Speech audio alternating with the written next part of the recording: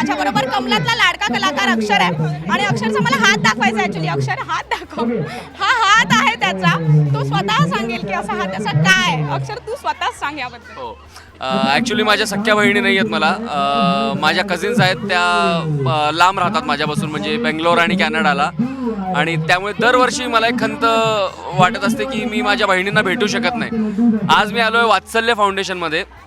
Colours मराठीने मला ही संधी दिली आहे आणि त्या निमित्ताने मी रक्षाबंधनच्या निमित्ताने मी आज त्यांच्याकडे आलो आहे आणि आज मला एवढ्या बहिणी मिळाल्या आणि या सगळ्यांनी मला राख्या बांधल्या. क्या बात आहे. जसं तू म्हणालास की खंत होती आणि ते म्हणतात ना, ते भगवान देतात तर छप्पर फाड के देतात, तर हे असं आपण म्हणायला हरकत नाही. त्यामुळे एवढ्या वर्षांचा जो बॅकलॉग राहिलेला होता तो सगळा आज पूर्ण झालेला आहे आणि आता माझ्यावरती ती जबाबदारी आहे की मी त्यांना दरवर्षी येण्याचा प्रयत्न करेन. आपण आता हे रक्षाबंधन थोडंसं म्हणजे आपण रक्षाबंधनमध्ये बोलतोय, पण NGO बरोबर हे कनेक्शन तुझं आता झालेलं आहे. NGOच्या मुली आहेत ह्या, त्याबद्दल तू स्वतः काय सांगशील? मुळात त्यांना आधाराची गरज आहेच आणि आपण खूप मला वाटतं की याबद्दल सोशली कनेक्शन जे आहे आमच्या पिढीचं ते फार तसं कमी आहे.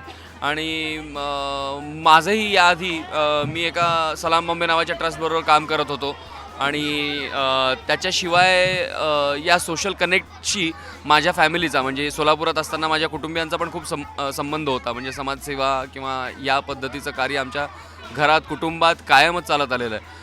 आणि यावर्षी मला ही संधी प्रामुख्याने मिळाली ती कलर्स मराठीमुळे. त्यांच्यामुळे मी या फाउंडेशनला आलो. इथल्या मुलांबरोबर मी थोडासा वेळ माझा घालवू शकलो. त्यांना ते खूप बरं वाटलं कारण त्यांनाही त्या आधाराची गरज असते. याशिवाय माझी ती जबाबदारी वाढली की दरवर्षी आता मी दरवर्षी मी इथे येण्याचा प्रयत्न करेन. जे खूप महत्त्वाचं आहे की आपल्या कामाच्या व्यापात आपण इतके बिझी होऊन जातो की आपल्याला या सगळ्या गोष्टींकडे लक्ष द्यायलाच वेळ मिळत नाही. त्यामुळे मी या गोष्टीची कमिटमेंट देतो आहे आज की दरवर्षी रक्षाबंधनला मी वात्सल्य फाउंडेशनला येईन. थँक्यू सो मच अक्षर गप्पा मारल्याबद्दल. कॅमेरामन फैजानसह शुभांगी साळवे, राष्ट्रीय मराठी.